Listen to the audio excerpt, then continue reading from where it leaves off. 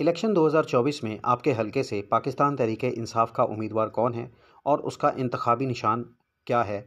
इस सिलसिले में पाकिस्तान तहरीक-ए-इंसाफ की ऑफिशियल ऐप राब्ता ऐप में आपकी रहनुमाई के लिए सहूलत मुहैया कर दी गई है।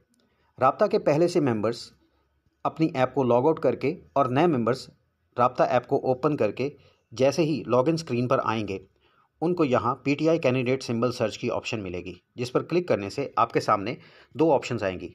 असेंबली की ऑप्शन में से अपना मुतलका नेशनल असेंबली या प्रोविंशियल असेंबली का हलका चूज़ करें और हलका नंबर आप हलकों की फहरिस्त में से चूज़ कर सकते हैं कि आप किस हलके के उम्मीदवार को सर्च करना चाहते हैं।